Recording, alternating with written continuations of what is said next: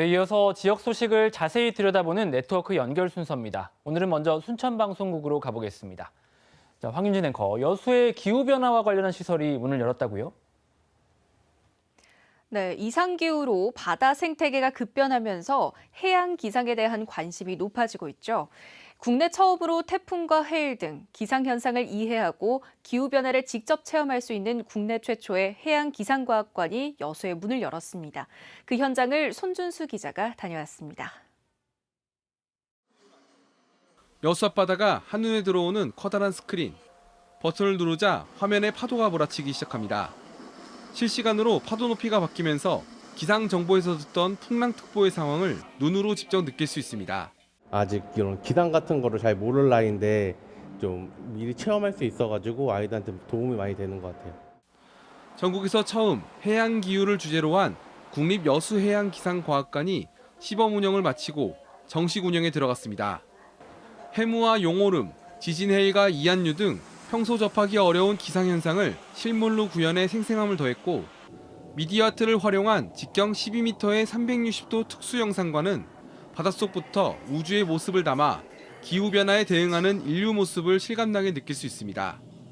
지상 3층 규모로 다양한 프로그램을 갖춘 해양기상과학관은 기존의 과학관과 다르게 태풍과 해일 등 해양기상을 직접 체험할 수 있는 게 특징입니다.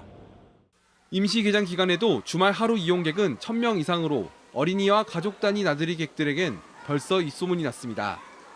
여수의 새로운 교육관광 명소가 될 전망입니다.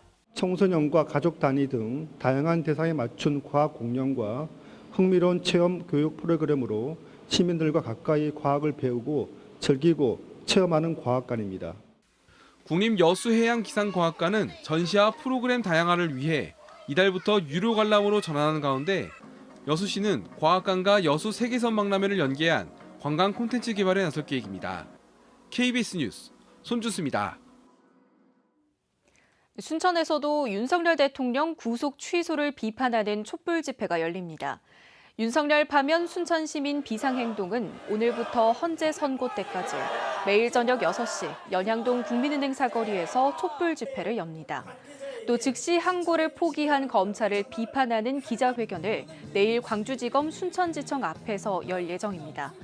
이런 가운데 민주당 순천 지역구 김문수 국회의원은 국회 본관 앞에서 삭발식을 갖고 우리 사회가 더 혼란에 빠지지 않게 조속한 파면을 선고해달라고 촉구했습니다.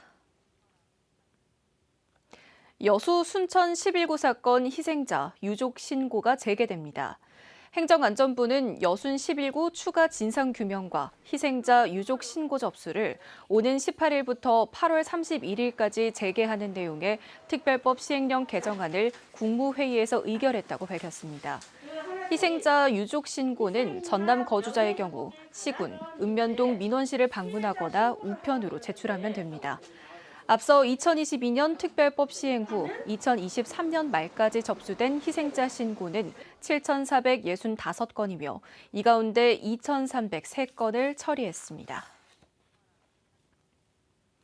여수시의회가 최초 3도 수군 통제형을 놓고 갈등 중인 경남 통영시에 공동학술대회를 제안했습니다.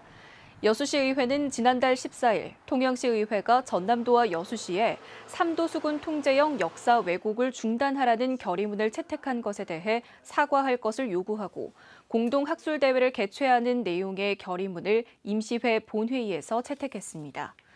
이와 함께 국가유산청에는 공식적인 판단이 내려질 때까지 최초 3도 수군 통제형 통영시라는 표현을 삭제하라고 요구했습니다. 전세 사기 피해 지원센터를 전남도 동부청사에 설립하자는 주장이 나왔습니다. 전남 동부권 전세 사기 비상대책위원회는 광양시청 앞에서 기자회견을 열고 2023년부터 최근까지 전남 지역 전세 사기 피해 신고 979건 가운데 광양과 순천 두 곳의 피해가 3분의 2를 넘는다며 피해 지원의 실효성을 높이기 위해 지원센터를 동부청사에 설립해달라고 요구했습니다. 이들은 피해 회복의 실질적 대책 마련을 위해서 법률 상담과 금융, 행정 지원을 한 곳에서 제공해야 한다며 이같이 주장했습니다. 지금까지 순천에서 전해드렸습니다.